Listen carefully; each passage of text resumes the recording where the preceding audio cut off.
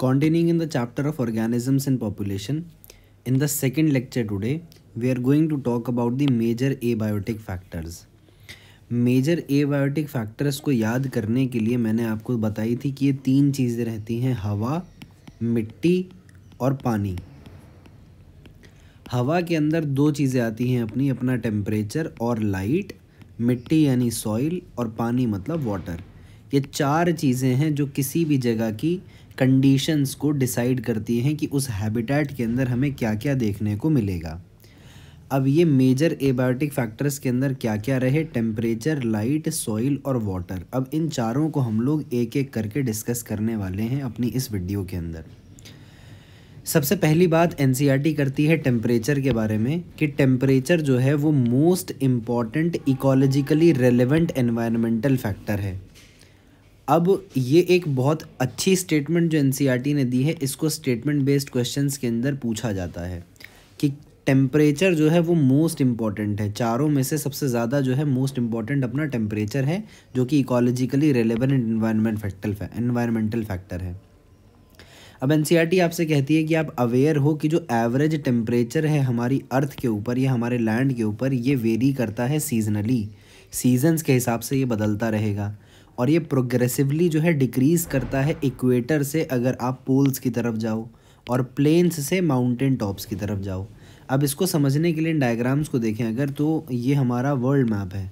World map के अंदर बीच में से हमारी जा रही है इक्वेटर पास कर रही है। ऊपर की तरफ आई ट्रॉपिक ऑफ कैंसर, नीचे आई ट्रॉपिक ऑफ कैप्रिकॉर्न।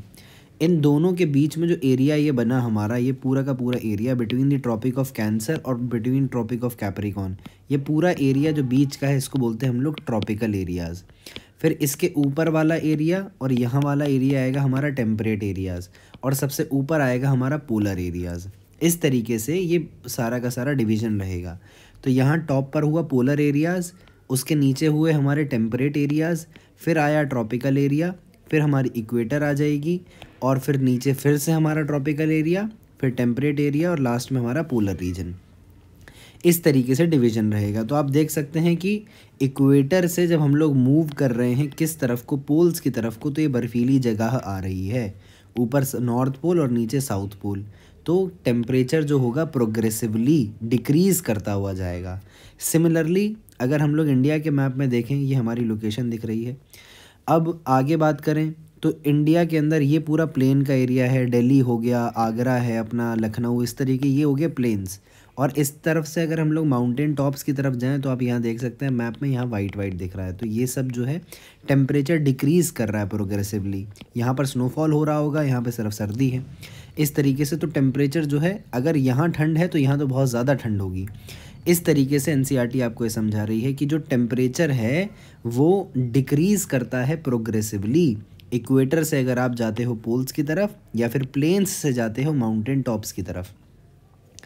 अब आगे आता है कुछ डाटा कि रेंज क्या है। सब ज़ीरो यानी नेगेटिव टेम्परेचर होता है पोलर एरियाज़ और हाई अल्टीट्यूड्स के अंदर, और ग्रेटर देन 50 होता है टेम्परेचर कहाँ पर, ट्रॉपिकल डेजर्ट्स के अंदर अगर आप समर में जा कर के देख रहे हो। तो ये रेंज हो गई, रेंज बताई टेम्परेचर की, सब ज़ीरो से लेकर के मोर देन 50 तक जा सकती है। सब ज़ीरो कहाँ देखने को मिलेगी, पोलर एरियाज़ और हाई एल्टीट्यूड्स के अंदर, और ट्रॉपिकल डेजर्ट्स के अंदर मोर देन 50 तक जा सकता है। फिर हम लोग आगे बात करें इसके अंदर, there are however unique habitats. कुछ यूनिक हैबिटेट्स ऐसी भी हैं जिनको हम लोग थर्मल स्प्रिंग्स के नाम से जानते हैं, और इन थर्मल स्प्रिंग्स के अंदर और डीप सी हाइड्रोथर्मल वेंट्स के अंदर ये दो जगहें ऐसी मेंशन करी एनसीईआरटी ने जहाँ पर जो एवरेज टेम्परेचर है वो 100 डिग्री सेल्सियस से भी एक्सीड कर जाता है। तो अब ये आपको रेंजेस और उसके एग्जांपल्स पूछे जा सकते हैं। इट इज़ जनरल नॉलेज, ये जनरल नॉलेज की बात है कि जो मैंगो ट्री है, मैंगो ट्रीज़ को पकने के लिए भी अगर आप इंडिया में भी देखो तो ये समर के अंदर मिल रहा है, यानी वार्म टेम्परेचर चाहिए। तो mango trees do not and can not grow in temperate countries like Canada and Germany. अब India is a tropical country, तो ट्रॉपिक्स के अंदर ग्रो कर पा रहा है, ट्रॉपिकल कंट्री में कर रहा है, लेकिन टेम्परेट में नहीं कर पाएगा। टेम्परेट कंट्रीज़ जैसे कनाडा हो गया, जर्मनी हो गया, यहाँ पर जो हमारा मैंगो का फ्रूट है, ये मैंगो का ट्री जो है ये ग्रो ही नहीं कर सकता। फिर बात करें हम लोग स्नो लेपर्ड्स की, स्नो लेपर्ड भाई बर्फ़ में रहेगा तो ये केरला के फॉरेस्ट में नहीं देखने को मिलेगा। ट्यूना फिश की बात करें तो tuna fish are rarely caught beyond tropical latitudes in the ocean. अब लैटिट्यूड्स क्या होती हैं, इसको याद रखने के लिए, लैटिट्यूड्स का मतलब लेटी हुई लाइंस। तो इस तरीके से अगर हमारी अर्थ को इमेजिन कर लें तो ये हमारी लेटी हुई लाइंस, ये हुई लैटिट्यूड्स, और इस तरीके की जो लाइंस बनती हैं वो बनती हैं लॉन्गिट्यूड्स। तो अब बात आई क्या कि ट्रॉपिकल लैटिट्यूड्स की बात कर रही है एनसीईआरटी की। ट्रॉपिकल लैटिट्यूड्स क्या हुई, ये हमारी इक्वेटर है, ये हमारी ट्रॉपिक्स हो गई। तो ट्यूना फिश जो है वो ट्रॉपिकल लैटिट्यूड्स के बियॉन्ड बहुत मुश्किल से ही देखने को मिलती है। इसको कैसे याद करोगे आप कि भाई ट्रॉपिक्स में देखने को मिल रही है, यानी ये वार्मर एरियाज़ में रहना पसंद कर रही है। तो ट्यूना फिश के नाम में आ रहा टुन है, बिल्कुल टुन, बिल्कुल गुस्से में टुन, तो गर्म जगहों पर ही रहना पसंद करेगी। तो इस वजह से क्या हुआ, ये हमारा जो ट्रॉपिकल एरियाज़ है इसके अंदर हमें ट्यूना फिश देखने को मिलेगी। अगर आप टेम्परेट एरियाज़ या पोलर एरियाज़ की तरफ जाने की कोशिश करोगे तो वहाँ पर ट्यूना फिश नहीं देखने को मिलेगी। यही चीज़ एनसीईआरटी ने बोली क्या कि tuna fish are rarely caught beyond the tropical latitudes in the ocean. अब टेम्परेचर की जब हम लोग बात कर रहे हैं तो टेम्परेचर इतना इम्पॉर्टेंट क्यों है कि एनसीईआरटी ने इसको ये बोला कि temperature is the most important ecologically relevant environment factor. तो ये इसके पास जो डिजिग्नेशन आ गई कि ये most important ecologically relevant environmental factor बन गया है, ये किस वजह से बना है, बिकॉज इसकी टेम्परेचर की सिग्निफिकेंस क्या है। टेम्परेचर की सिग्निफिकेंस है लिविंग ऑर्गेनिज्म के अंदर, जब हम लोग रियलाइज़ करेंगे कि जो टेम्परेचर है वो अफेक्ट करता है काइनेटिक्स को। किसके काइनेटिक्स को, एंजाइम काइनेटिक्स को, कि एंजाइम के काम करने का जो प्रोसेस, जो मैकेनिज़्म, जो काइनेटिक्स है उसको ये अफेक्ट कर सकता है। और जब एंजाइम्स के काइनेटिक को अफेक्ट कर सकता है तो उसके थ्रू ये मेटाबॉलिक एक्टिविटीज़ को और फिजियोलॉजिकल फंक्शंस को भी अफेक्ट कर सकता है। और क्योंकि मेटाबॉलिक एक्टिविटी और फिजियोलॉजिकल फंक्शंस के बिना इंसान का या किसी भी ऑर्गेनिज्म का सर्वाइवल पॉसिबल नहीं है, इसीलिए हमारा जो टेम्परेचर है वो most important ecologically relevant environmental factor बन जाता है। फिर बात करें हम लोग आगे इसके अंदर तो एनसीईआरटी कहती है कि कुछ ऑर्गेनिजम्स ऐसे होते हैं, फ्यू ऑर्गेनिजम्स ऐसे हैं जो टॉलरेट कर सकते हैं क्या, एक वाइड रेंज ऑफ टेम्परेचर्स, और उनको हम लोगों ने बोला यूरीथर्मल। और कुछ ऐसे भी हैं जो कि वास्ट मेजॉरिटी में लाए करते हैं। वास्ट मेजॉरिटी कैसी है हमारे पास, वो रेस्ट्रिक्टेड है नैरो रेंज ऑफ टेम्परेचर्स के लिए। और इस तरीके के ऑर्गेनिजम्स को हमने बोला कि ये स्टीनोथर्मल होते हैं। अब आप इसको याद कैसे रखोगे, तो फ्यू जो हैं हमारे बहुत कम जो हैं वो हैं यूरीथर्मल, यानी बहुत कम जो हैं वो wide range of temperature conditions में थ्राइव कर सकते हैं, सर्वाइव कर सकते हैं। और वास्ट मेजॉरिटी अपनी कैसी है कि ये है हमारी स्टीनोथर्मल। स्टीनोथर्मल का क्या मतलब कि ये जो है बहुत नैरो रेंज ऑफ टेम्परेचर्स के अंदर ज़िंदा रह सकते हैं। अब आप इस चीज़ को ऐसे याद रखो कि very few people are all rounders, कि बहुत कम लोग ऐसे होते हैं जो हर तरीके का काम कर सकते हैं। इस स्टेटमेंट से आपको ये याद रहेगा कि जो यूरीथर्मल लोग हैं वो फ्यू हैं, यूरीथर्मल ऑर्गेनिजम्स बहुत कम हैं, और मेजॉरिटी अपनी स्टीनोथर्मल है, कि बहुत कम ऐसे लोग हैं जो हर तरीके का काम करने के लिए केपेबल होते हैं। फिर बात करें हम लोग लेवल ऑफ थर्मल टॉलरेंस की डिफरेंट स्पीशीज़ के अंदर, अगर हम लोग इसके ऊपर एक स्टडी करते हैं तो इनकी जो लेवल ऑफ टॉलरेंस है कि ये किस टेम्परेचर रेंज को टॉलरेट कर पा रहे हैं, ये डिटरमाइन करता है एक बहुत लार्ज एक्सटेंट तक कि इनका ज्योग्राफिकल डिस्ट्रीब्यूशन कहाँ कहाँ देखने को हमें मिलेगा। जैसे आप इस चीज़ का एग्जांपल एनसीईआरटी ने भी आपको एक मैंगो ट्री के हिसाब से दिया कि mango trees do not and can not grow in temperate countries like Canada and Germany. फिर आपको ट्यूना फिश का एग्जांपल दिया कि भाई ये जो है ट्रॉपिक्स के अंदर ही देखने को मिलेगी, इसके बाहर अगर आप चले जाओगे, बियॉन्ड दी ट्रॉपिक्स से चले जाओगे तो वहाँ देखने को नहीं मिलेगा। तो उसको आप इधर के एग्जाम्पल में डाल सकते हो कि जो लेवल ऑफ थर्मल टॉलरेंस है डिफरेंट स्पीशीज़ की, वो डिटरमाइन करेगी एक बहुत लार्ज एक्सटेंट तक कि उनका जियोग्राफिकल डिस्ट्रीब्यूशन क्या हो रहा है। फिर can you think of a few eurythermal and stenothermal organism, plants and animals. आगे हम लोग बात करें रीसेंट ईयर्स के अंदर हमें क्या देखने को मिल रहा है, एक ग्रोइंग कंसर्न है सोसाइटी के अंदर, एक ग्रोइंग कंसर्न है about the gradually increasing global temperature. Global warming की तरफ यहाँ एनसीईआरटी इशारा कर रही है कि क्या हो रहा है कि हमारी धरती का, अर्थ का जो global temperature, average global temperature है वो राइज़ कर रहा है। इसी को हम लोग ग्लोबल वार्मिंग कहते हैं। अगर ये ट्रेंड कंटिन्यू कर रहा है तो ये कंसर्न का सवाल है। ये कंसर्न का सवाल है किस तरीके से, क्योंकि आप ये एक चीज़ को देखो कि जो डिस्ट्रीब्यूशनल रेंज है कुछ स्पीशीज़ की, जो एक नैरो रेंज ऑफ टेम्परेचर के अंदर ज़िंदा रह सकती है, तो वो लोग तो मर जाएंगे कि भैया टेम्परेचर बढ़ गया। उनका तो एक बहुत नैरो रेंज थी टेम्परेचर में ज़िंदा रहने की, तो उन सब के अंदर अफेक्शन हमें देखने को मिलेगा कि वो सारी स्पीशीज़ अफेक्टेड हैं।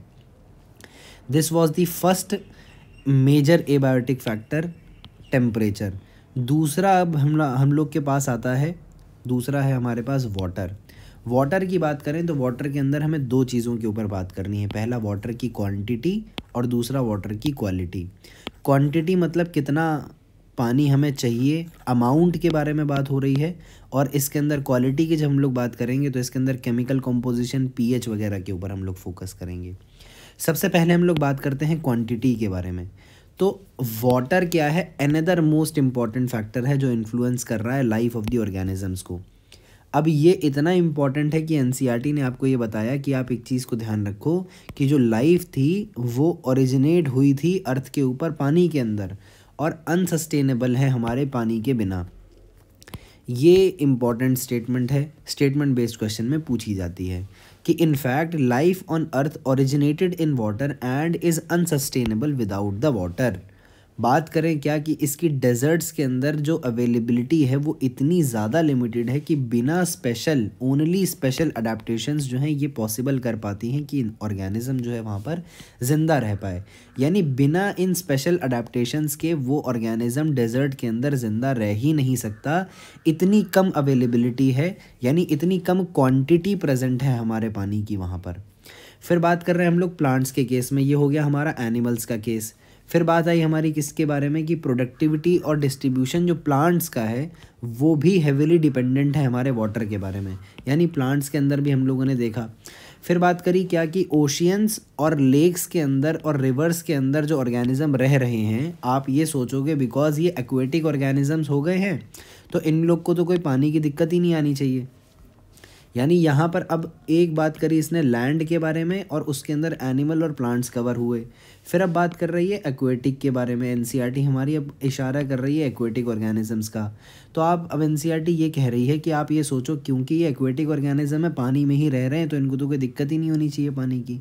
तो यहाँ प्ले आता है, रोल प्ले करता है हमारा सेकेंड फैक्टर कि भाई क्वान्टिटी चाहे फ़र्क ना पड़े क्वान्टिटी का, लेकिन क्वालिटी ऑफ वाटर जो प्रोवाइड हो रहा है यहाँ पर उसका रोल प्ले होता है कि एक्वेटिक ऑर्गेनिजम्स के अंदर भाई क्वालिटी जो है वाटर की, यानी उसका केमिकल कंपोजिशन क्या है, उसका पीएच क्या है, ये इम्पॉर्टेंट बन जाता है। जैसे सॉल्ट कंसंट्रेशन की बात करें हम लोग, केमिकल कंपोजिशन के अंदर एक एग्जांपल लिया हमारी एनसीईआरटी ने सॉल्ट कंसंट्रेशन का, कि अगर हम लोग बात कर रहे हैं सॉल्ट कंसंट्रेशन की तो इसको हम लोग मेजर करते हैं कैसे, सैलिनिटी इन पार्ट्स पर थाउजेंड। सैलिनिटी इन पार्ट्स पर थाउजेंड, आपको आदत पड़ी होगी अब तक हर चीज़ को पीपीएम में मेजर करने की, लेकिन सैलिनिटी को आप यहाँ गौर करो, पार्ट्स पर थाउजेंड में बांटा जा रहा है। तो पार्ट्स पर थाउजेंड के अंदर हमें इसको डिटरमाइन करना है। और इसका डाटा फिर क्योंकि एनसीईआरटी ने दिया है तो data again becomes very important thing कि इनलैंड वाटर्स के अंदर जो है ये लेस दैन 5 है, 5 नहीं है, 5 से कम है, ये ध्यान रखना कि ये लेस दैन 5 है इनलैंड वाटर्स के अंदर। सी यानी समंदर के अंदर 30 से 35 बनेगा और 100 से ऊपर हो जाएगी हमारी सैलिनिटी। कहाँ पर, जो हाइपर सैलाइन लगून्स होते हैं वहाँ पर। फिर वही बात यहाँ पर भी दो चीज़ें, दो तरीके के हमें ऑर्गेनिजम्स देखने को मिलेंगे, जो यूरी हेलाइन होंगे और जो हमारे स्टीनो हेलाइन होंगे। स्टीनो हेलाइन का मतलब क्या कि ये बहुत नैरो रेंज ऑफ टेम्परेचर्स को टॉलरेट कर सकते हैं, बहुत नैरो रेंज ऑफ सैलिनिटी को ये टॉलरेट कर सकते हैं। और यूरी हेलाइन कैसे हैं हमारे, जो वाइड रेंज ऑफ सैलिनिटी को हमारा टॉलरेट कर सकते हैं। सैलिनिटी की बात हो रही है, हेलाइन का मतलब सैलिनिटी, हेलाइन हेलाइड हमारा आता है किसके लिए, सॉल्ट्स के लिए हम लोग वो करते हैं।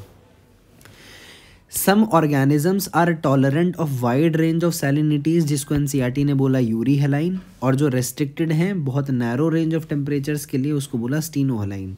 फिर एनसीईआरटी क्या कह रही है, बहुत सारे फ्रेश वाटर एनिमल्स जो ऐसे हैं वो लंबे समय तक सी वाटर के अंदर नहीं रह सकते और जो सी वाटर वाले हैं वो लंबे समय तक फ्रेश वाटर में नहीं रह सकते, यानी वाइसा वर्सा।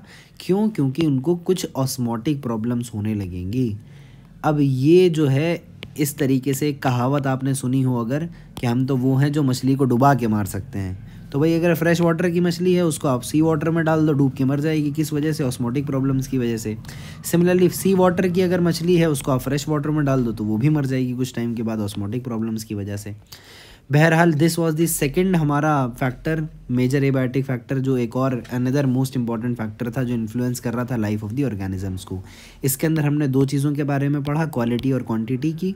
क्वांटिटी का मसला आया लैंड के केस में, क्वालिटी का मसला आया कहाँ पर? एक्वेटिक ऑर्गेनिजम्स के केस में। और फिर एक्वेटिक ऑर्गेनिजम्स के अंदर हमने जो है केमिकल कॉम्पोजिशन के अंदर एक बहुत इंपॉर्टेंट एग्जांपल जो है सैलिनिटी का पढ़ा। और सैलिनिटी को पार्ट्स पर 1000 में हम लोग मेजर करते हैं। और इसके 3 हमारे पास डाटा हैं। इनलैंड वाटर्स का 5 से कम होना चाहिए, सी के अंदर 30 से 35 देखने को मिलता है, और हाइपर सलाइन लगून्स के अंदर 100 से ज़्यादा है ये। फिर हमारे पास हमारा थर्ड मेजर एबायोटिक फैक्टर आता है लाइट। लाइट के अंदर अब हमें 2 तरीके की बात करनी है। पहली करनी है इंटेंसिटी, ड्यूरेशन और क्वालिटी की, और दूसरा करनी है हमें लैंड और सी के केस में। अब सबसे पहले हम लोग क्वालिटी की बात करें तो क्वालिटी के अंदर एनसीईआरटी क्या कहती है कि जो स्पेक्ट्रल क्वालिटी है सोलर रेडिएशन की, ये इम्पॉर्टेंट होती है लाइफ के लिए। बिकॉज जो अगर आप यूवी कंपोनेंट को देख रहे हो, the UV component of the spectrum is harmful to many organisms. और अगर हम लोग सी की तरफ मूव करें तो एनसीईआरटी क्या कह रही है? Not all the colour components of the visible spectrum. Visible spectrum के सारे जो कलर कंपोनेंट्स हैं ये अवेलेबल नहीं होते मरीन प्लांट्स के लिए, जो कि अलग अलग डेप्थ्स ऑफ द ओशन के अंदर रह रहे हैं। अब एनसीईआरटी एक बहुत अच्छा क्वेश्चन आपसे पूछ रही है, among the red, green and brown alga जो कि इनहैबिट करती है सी में, समंदर को, which is likely to be found in the deepest waters and why. तो आपको सबको ये पता है कि रेड एल्गा जो है आपकी, ये डीपेस्ट वाटर्स के अंदर मिलती है। सबसे ग्रेट डेप्थ पे आपको रेड एल्गा मिलेगी। तो ये क्यों मिल रही है? अब आप विजिबल स्पेक्ट्रम को देखो तो ये विबग्योर होता है। ये जो है इंक्रीजिंग ऑर्डर ऑफ वेवलेंथ है और डिक्रीजिंग ऑर्डर ऑफ हमारा एनर्जी है। एनर्जी डिक्रीज़ कर रही है इस ऑर्डर में और वेवलेंथ इंक्रीज़ कर रही है, या यूँ कह लो फ्रीक्वेंसी डिक्रीज़ कर रही है और वेवलेंथ इंक्रीज़ कर रही है। अगर हम लोग बात करें इनमें से वॉयलेट, इंडिगो और इसमें से पूरे के पूरे स्पेक्ट्रम में से सबसे ज़्यादा एनर्जी कौन सी लाइट के पास है, तो सबसे ज़्यादा एनर्जी इस लाइट के पास है और इसकी वेवलेंथ सबसे कम है और इसकी फ्रीक्वेंसी सबसे ज़्यादा है, हमारी वॉयलेट लाइट की। अब बात आई क्या कि जब ये पेनिट्रेट सबसे ज़्यादा कर पाएगा, क्योंकि जिसके पास ज़्यादा एनर्जी है वो ज़्यादा गहराई में जो है पेनिट्रेट कर पाएगा। अब आप इसको इमेजिन करो कि ये आपका सी है और हमारी जो रेड लाइट है वो सिर्फ यहाँ तक पहुँच पाई, जो हमारी ग्रीन लाइट है वो पहुँच पाई यहाँ तक, और जो हमारी येलो लाइट है या ब्राउन लाइट अगर हम लोग इमेजिन करें इसको, तो हमारी ब्राउन लाइट पहुँच पा रही है यहाँ तक। इस तरीके से हम लोग देखें तो ग्रेटेस्ट डेप्थ पर कौन सी लाइट पहुंची हमारी? जो हमारे ब्लू ग्रीन रीजन की थी। अब जब ब्लू ग्रीन रीजन वाली जो लाइट है हमारी वो ग्रेटेस्ट डेप्थ पर पहुंची, बिकॉज इसके पास एनर्जी कंटेंट जो था वो हाईएस्ट था, तो कॉम्प्लीमेंट्री कलर रिफ्लेक्ट होगा। तो कॉम्प्लीमेंट्री कलर जो होगा जो ग्रीन का, वो क्या रहता है? रेड रहता है। तो इसीलिए बिकॉज दी विजिबल लाइट का जो स्पेक्ट्रम के अंदर जो हमारी लाइट है वो कलर कंपोनेंट ग्रीन वाला सबसे ग्रेटेस्ट डेप्थ तक पहुंच रहा है, इसका जो कॉम्प्लीमेंट्री कलर जो प्रोड्यूस होता है वो रेड होता है। बिकॉज यहाँ पर पड़ी हुई एल्गा होगी वो एब्जॉर्ब ग्रीन करेगी तो रिफ्लेक्ट रेड करेगी, इसीलिए जो इस डेप्थ पर हमारी एल्गा प्रेजेंट है वो रेड एल्गा प्रेजेंट है। और इसीलिए हम ये कह रहे हैं कि रेड एल्गा, ग्रीन एल्गा और ब्राउन एल्गा के अंदर से जो ग्रेटेस्ट डेप्थ पर हमें मिल रही है वो हमारी रेड एल्गा है, बिकॉज वो एब्जॉर्ब कर रही है ग्रीन लाइट और रिफ्लेक्ट कर रही है रेड कलर। ये चीज़ हमने समझी। सेकंड बात आ रही है हमारे पास लाइट के अंदर इंटेंसिटी और ड्यूरेशन की। अब एनसीईआरटी क्या कहती है कि कुछ प्लांट्स के अंदर क्या होता है कि जो फूड प्रोडक्शन है वो क्योंकि फोटोसिंथेसिस के हिसाब से होना है, और फोटोसिंथेसिस जो है हमारा वो एक ऐसा प्रोसेस है जो सिर्फ और सिर्फ कब पॉसिबल है, जब सनलाइट अवेलेबल हो as a source of energy. Since plants produce food through photosynthesis, क्योंकि प्लांट्स जो होते हैं वो सारे के सारे फोटोसिंथेसिस के थ्रू हमारा फूड प्रिपेयर करते हैं, और फोटोसिंथेसिस नाम में ही आ रहा है, फोटो यानी लाइट को यूटिलाइज करके सिंथेसिस करना। तो एक ऐसा प्रोसेस है जो कि सिर्फ और सिर्फ कब कब पॉसिबल है, जब सनलाइट अवेलेबल होगी as a source of energy. अब हम लोग इससे जल्दी से समझ सकते हैं, we can quickly understand the importance of light, कि भाई लाइट कितनी इंपॉर्टेंट है, कि इसके बिना भैया हमारा फोटोसिंथेसिस हो ही नहीं रहा। फोटोसिंथेसिस नहीं हो रहा तो भाई खाना नहीं मिलेगा, खाना नहीं मिलेगा तो सब भूखे मरोगे। अब बात आती है क्या कि इसकी इम्पॉर्टेंस लाइट की इतनी ज़्यादा है पर्टिकुलरली हमारे ऑटोट्रॉफ्स के लिए, कि हम लोग जो हैं ऑटोट्रॉफ्स पे डिपेंडेंट है, और ऑटोट्रॉफ्स अगर नहीं कर पाएंगे फोटोसिंथेसिस तो वो अपना खर्चा खुद भी नहीं चला सकते। Many species of small plants, अब जो स्मॉल प्लांट्स है जैसे हर्ब्स हो गए और श्रब्स हो गए जो कि फॉरेस्ट के अंदर ग्रो कर रहा है, वो अडेप्टेड हो जाते हैं फोटोसिंथेसिस करने के लिए, ऑप्टिमली फोटोसिंथेसाइज करने के लिए under very low light conditions. अब ऐसा क्यों होता है? Because they are constantly over shadowed by tall canopied trees. और ये क्योंकि एक चीज़ का आपको वो दिया है, रीज़न दिया है, तो ये स्टेटमेंट बेस्ड क्वेश्चन के अंदर आपका रीज़न फॉर्मेट में पूछा जा सकता है कि जो हमारे हर्ब्स और श्रब्स होती हैं जो फॉरेस्ट के अंदर ग्रो कर रही हैं, वो ऑप्टिमली फोटोसिंथेसाइज करने के लिए अडेप्ट हो जाती हैं under very low light conditions. और इसका रीज़न क्या है? Because they are constantly over shadowed by tall and canopied trees. काफ़ी सारे प्लांट ऐसे हैं जो कि डिपेंडेंट होते हैं सनलाइट पर, किस चीज़ के लिए? अपने फोटो पीरियोडिक रिक्वायरमेंट के लिए, जो कि उनको फ्लावरिंग के टाइम पर हेल्प करेगी। एनिमल्स के केस में भी एनसीईआरटी क्या कह रही है? फॉर मेनी एनिमल्स लाइट जो है एक बहुत इंपॉर्टेंट फैक्टर है जो वो अपने डायअर्नल यानी डेली और सीजनल वेरिएशंस को यूज़ करते हैं। अब लाइट की किस किस क्वालिटी को, कि लाइट की इंटेंसिटी और लाइट की जो ड्यूरेशन है यानी जो फोटो पीरियड है उसको एक क्यूज़ यानी हिंट की तरह यूज़ करते हैं टाइम करने के लिए अपने फोरेजिंग यानी अपना ईटिंग हैबिट्स को, और रिप्रोडक्टिव हैबिट्स को, और माइग्रेटरी एक्टिविटीज़ को, कि ये लाइट की इंटेंसिटी और लाइट की ड्यूरेशन को एक हिंट की तरह काम में ले रहे हैं ताकि वो अपना टाइम सेट कर पाएँ, शेड्यूल कर पाएँ अपनी फोरेजिंग यानी ईटिंग पैटर्न्स को, रिप्रोडक्टिव पैटर्न्स को, और माइग्रेटरी एक्टिविटीज़ को। फिर बात आई क्या कि the availability of light on land, जो लाइट की अवेलेबिलिटी है लैंड के ऊपर ये क्लोजली लिंक्ड होती है विद दैट ऑफ टेम्परेचर, क्योंकि इसका जो सोर्स है दोनों चीज़ों का वो हमारा सन ही है। The availability of light on land is closely linked with that of temperature since the sun is source of both. अब ये भी क्योंकि एक स्टेटमेंट का रीज़न आपको दिया तो ये भी असर्शन रीज़न की तरफ चला जाता है कि आपको असर्शन दे दिया जाएगा कि availability of light on land is closely linked with that of temperature, और इसका रीज़न क्या है कि सन जो है इन दोनों का सोर्स है।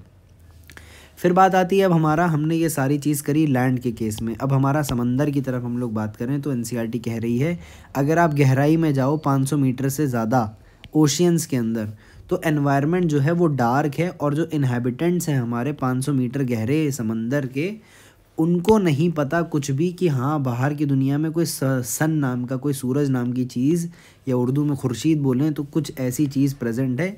ये हमारे डीप वाटर इन्हेबिटेंट्स को नहीं मालूम कि inhabitants of the deep ocean are not aware of the existence of a celestial source of energy, जिसको हम लोग सन कह रहे हैं। What then is their source of energy? तो उनको क्या सोर्स ऑफ एनर्जी मिल रहा है, ये विषय है आपका, आप ढूंढिएगा इसको। बहरहाल फिर सॉइल की बात करें, हमारे पास फोर्थ और मोस्ट इंपॉर्टेंट फैक्टर्स के अंदर एक लास्ट चीज़ हमारी आती है मेजर एबायोटिक फैक्टर्स के अंदर, वो है हमारी सॉइल। सॉइल के अंदर हमें क्या देखने को मिल रहा है कि जो सॉइल है वो किस टाइप की है, वो ये डिक्टेट करेगी कि वहाँ पर किस टाइप के एनिमल्स जो हैं वो सपोर्ट किए जा सकते हैं। अब बात आ रही है क्या कि हम लोग सॉइल भी दो जगह देख सकते हैं, या तो लैंड पे बात करेंगे या फिर किसी एक्वेटिक बॉडी का जो हमारा सेडिमेंट होता है यानी बेस जो होता है वहाँ पर क्या हमारा सेडिमेंट कैरेक्टरिस्टिक है, ये सपोर्ट करेगा किस चीज़ को, कि वहाँ पर किस तरीके के बेंथिक एनिमल्स रह रहे हैं। अब बेंथिक एनिमल्स क्या मतलब, बी से बेंथिक, बी से बेस। बेस पे रहने वाले एनिमल्स को हम लोग बेंथिक एनिमल्स कहते हैं। जो समंदर है, अगर जैसे हमारी ये वाटर बॉडी है, तो वाटर बॉडी का जो नीचे तल होगा, जो सेडिमेंट होगा, यहाँ पर रहने वाले ऑर्गेनिजम्स को हम लोग कहेंगे बेंथिक एनिमल्स। जो एक्वेटिक एनवायरनमेंट के अंदर जो सेडिमेंट की कैरेक्टरिस्टिक्स होंगी वही डिटरमाइन करेंगी कि बेंथिक एनिमल कौन सी टाइप का वहाँ पर थ्राइव कर सकता है, यानी सर्वाइव कर सकता है। फिर सॉइल के अंदर क्या आता है कि जो नेचर है और जो प्रॉपर्टी है सॉइल की, अलग अलग जगह जो है अलग अलग प्रॉपर्टी और नेचर देखने को मिलेगा हमें मिट्टी का। यह डिपेंड करता है किन किन चीज़ों पे, क्लाइमेट पे डिपेंड करता है, वेदरिंग प्रोसेस पे डिपेंड करता है, ये इस बात पे भी डिपेंड करता है कि मिट्टी को ट्रांसपोर्ट किया गया है वहाँ पर या फिर वो सेडिमेंटेशन से फॉर्म हुई है, या फिर ये अगर हम लोग ओवरऑल बात करें कि सॉइल डेवलपमेंट वहाँ पर हुआ कैसे है, ये इस बात पे भी डिपेंड करता है। Various characteristics of the soil such as soil का कंपोजिशन क्या है, उसका ग्रेन साइज़ क्या है, एग्रीगेशन क्या है, ये सब डिटरमाइन करता है कि दो चीज़ों के बारे में, कि सॉइल के अंदर पर्कोलेशन कितना है और उसकी वाटर होल्डिंग कैपेसिटी कितनी है। अब पर्कोलेशन क्या होता है? पर्कोलेशन हम लोग कहते हैं रिसाव को, कि किस स्पीड से पानी जो है टपक रहा है, या हिंदी में कहें तो रिसाव हो रहा है, कितना निचोड़ निचोड़ के पानी जो है नीचे की तरफ जाएगा, उसको हम लोग पर्कोलेशन बोलेंगे। और वाटर होल्डिंग कैपेसिटी का क्या मतलब है कि कितना पानी वो हमारी मिट्टी होल्ड कर सकती है। ये भी डिपेंड करेगा क्या, किस तरीके से हम लोग कौन सी लाइफ को वहाँ सपोर्ट करवा सकते हैं। These characteristics along with the parameter such as pH और उसका मिनरल कंपोजिशन और उसकी टोपोग्राफी ये डिटरमाइन करती है एक लार्ज एक्सटेंट तक कि वहाँ पर कौन सी वेजिटेशन जो है सपोर्ट होगी। टोपोग्राफी क्या होती है? टोपोग्राफी होती है कि हमारी जो सॉइल है उसका फिजिकल अरेंजमेंट कैसा है। जैसे हिल्स पे हमें थोड़ा टेढ़ा मेढ़ा सा देखने को मिलेगा, वहाँ पर हमें अलग तरीके से एग्रीकल्चर करना पड़ता है, या प्लेन्स की बात करें तो वहाँ पर फ्लैट हो गया। तो टोपोग्राफी क्या है? फिजिकल अरेंजमेंट है हमारे सॉइल का। This was all about major abiotic factors जो हमें और इसके अंदर देखने को मिल रहा है। नेक्स्ट लेक्चर के अंदर हम लोग बात करेंगे कि इन एबायोटिक फैक्टर्स के लिए हमारा जो ऑर्गेनिज्म है वो किस तरीके से रिस्पॉन्स करता है।